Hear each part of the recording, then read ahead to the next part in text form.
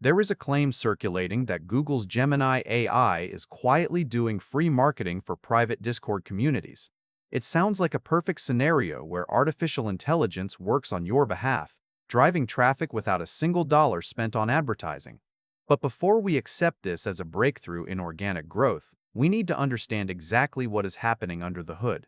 Is the AI itself acting as a salesperson, or is the community itself becoming the advertisement? The answer lies in the mechanics of how these tools are built and how users interact with them.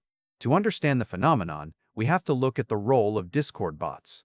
A Discord bot is a small software program that lives inside a chat server. It can answer questions, play music, or moderate content.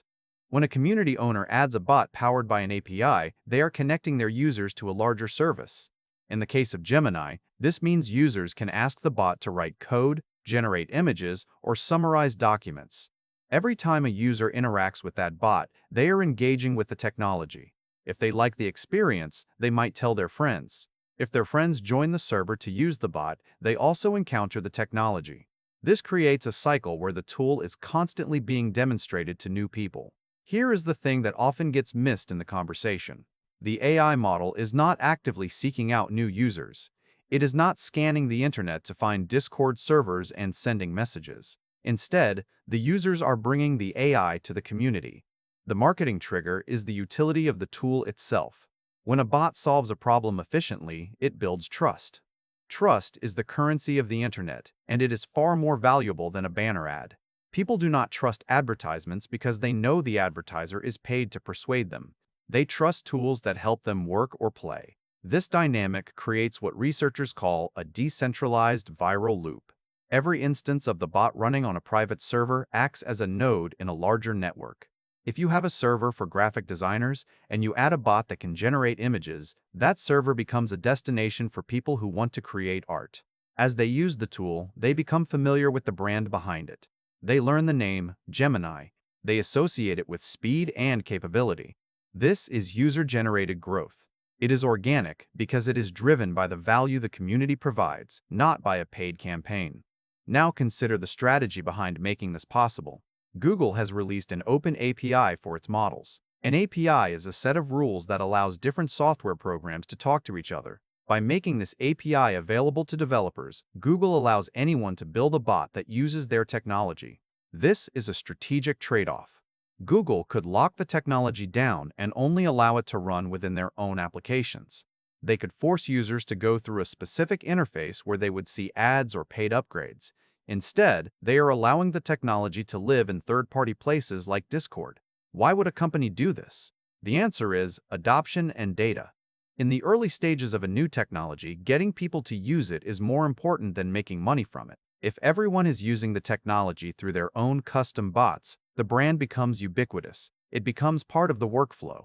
This is similar to how software companies give away free versions of their products. You get used to the interface. You get used to the features. When you eventually need the professional version, you are already a customer. Google is prioritizing user adoption and data collection through community integration over immediate monetization. However, we must also look at the return on investment for the community owner. Is it truly free? There is often a cost associated with running these bots. Developers have to pay for the API calls.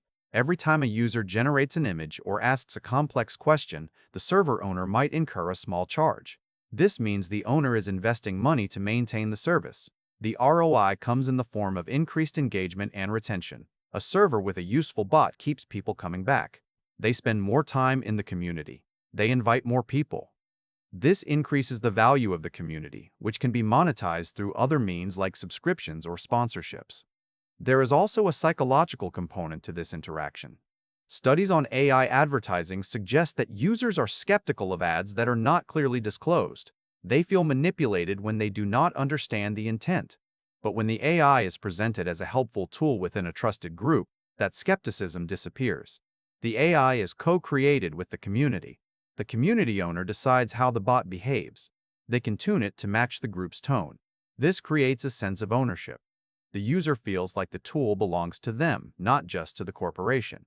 This bypasses the friction that usually comes with brand exposure. The tension between Google's open API and its future plans for in-app advertising suggests a shift in how we view digital marketing. We are moving away from interruptive ads toward embedded utility. In the past, you would see a billboard while driving.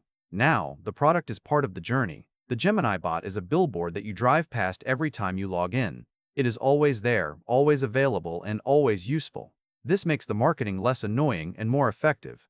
It is important to acknowledge that academic research does not document instances of AI autonomously marketing private communities. The claim that Gemini is doing this on its own is likely an anecdotal misunderstanding. The reality is that the ecosystem of open-source bots creates this effect. The AI is not the marketer. The developers and the community owners are. They are leveraging the AI as a feature, but the result is the same.